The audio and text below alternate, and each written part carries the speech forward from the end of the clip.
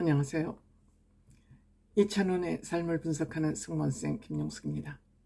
톡파원 25시 이번 주에는 세계의 여성 빌런 악녀들의 이야기와 또 먹을 게 빠지면 안 되죠.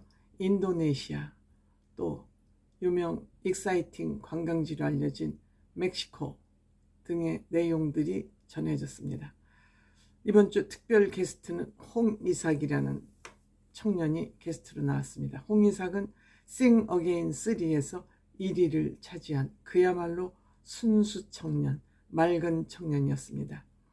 이 청년이 왜 이렇게 맑은가 했더니 역시 아버지가 선교사로 어린 시절을 파푸아뉴기니, 남태평양 가장 끝에 있는 파푸아뉴기니에서 어린 시절을 보냈기 때문에, 자연과 더불어서 살았기 때문에 아마도 그렇게 맑은 영혼을 간직하고 있지 않나, 이런 생각을 하게 됩니다.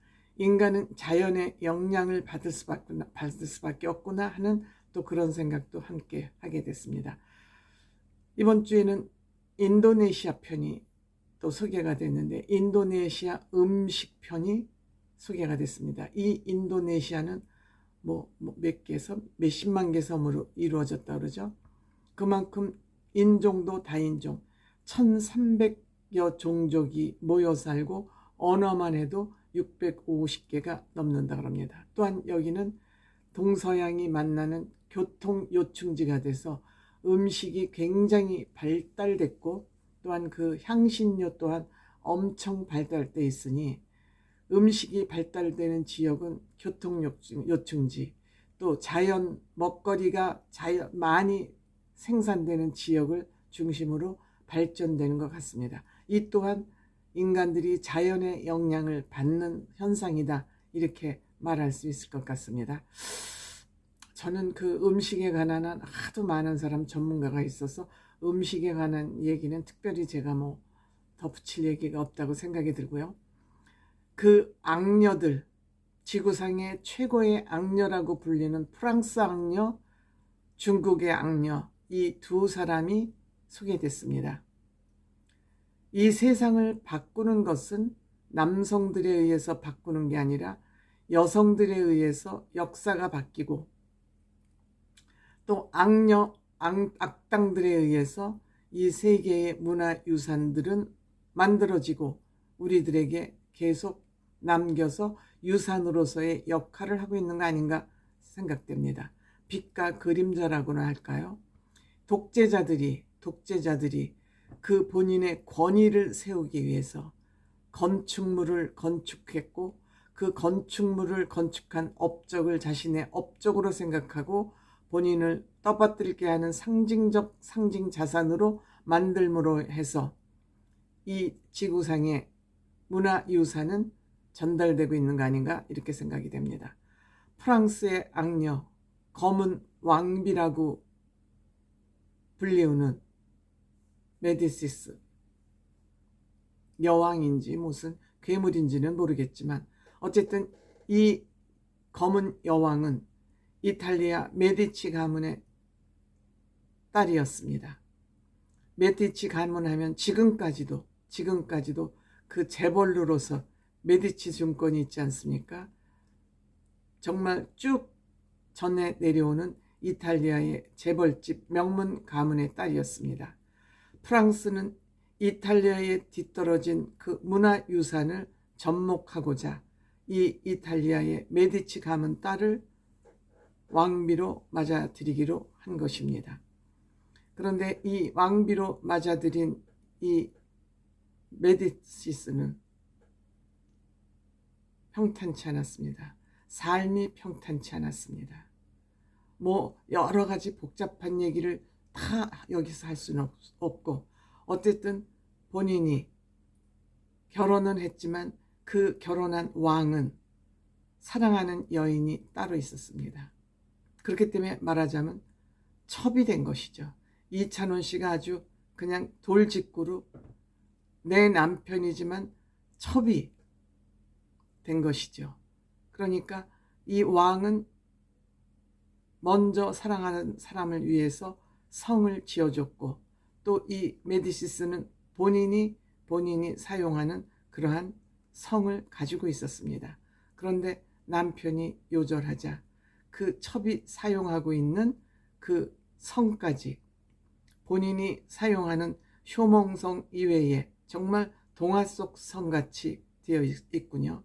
그래서 이 메디시스는 그 본인이 소유한 성 이외에 그 왕의 먼저 첫 번째 왕비 성까지 뺏어서 본인이 이것을 사용을 하게 되고, 그러니까 이찬원 씨가 첩과 남편이 사용하던 침대를 사용하냐 하면서 소스라치게 놀라지 않습니까?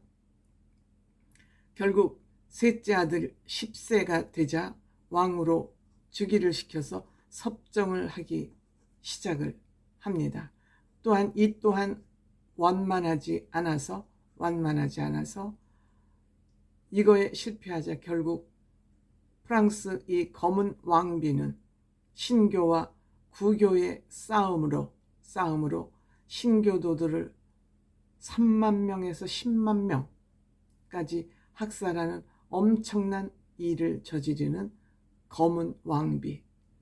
여기에 얽힌 자세한 얘기는 역사가들이 다 얘기를 하고 영화로도 많이 만들어졌기 때문에 그 얘기는 어쨌든 종합적으로 얘기하면 여성들의 이러한 악심, 나쁜 마음을 먹으면 5,6월에 서리가 내린다는 우리 속담은 이를 아주 잘 증명하고 있다. 역사는 되풀이된다. 주인공만 바뀔 뿐이다. 중국의 서태후 5,000년 중국 역사의 가장 악질적인 그 3명의 악마를 꼽으라 그러면 여태후, 측전무, 서태후를 꼽는다 그럽니다. 그 중에서도 최고봉은 서태후. 결국 청나라를 망하게 한 서태후는 그 권력욕이 이루 말할 수가 없습니다. 그 권력욕이 결국은 본인도 죽고 청나라를 망하게 했지만 이 여자는 권력에만 눈뜬 것이 아니라 남성 편력도 대단한 것 같습니다. 결국 이화원의 인공호수를 만들고 그 인공호수에서 파낸 흙으로 인공산을 만들어서 여의도 면적만한 그 인공호수를 만들고 자객을 세워서 자기의 정적은 다 처벌하는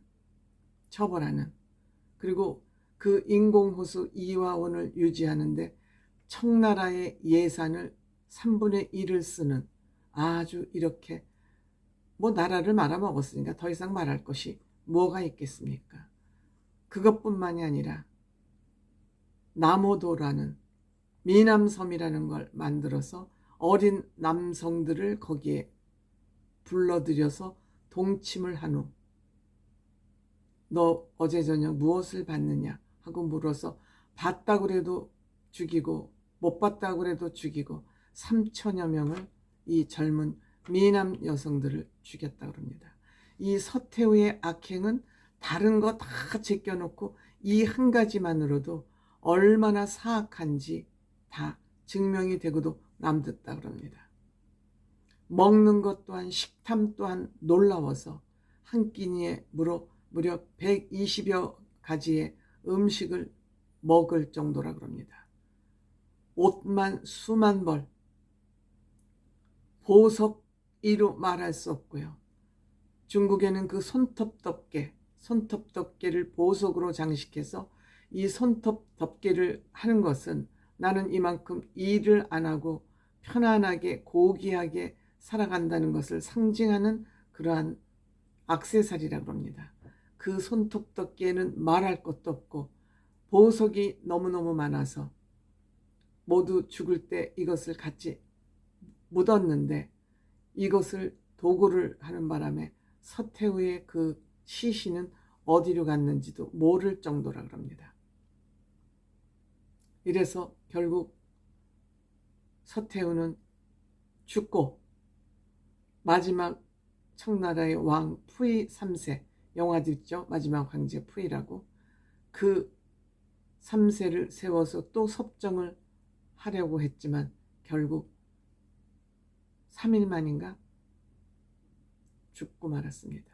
이렇게 세상을 망하게 하는 것도 여성이고 흥하게 하는 것도 여성이고, 결국 인류 역사는 남자에 의해서 바뀐 것이 아니라 여자들의 그 요사스러운 마음에 의해서 역사는 바뀌었다, 이런 생각이 들고요.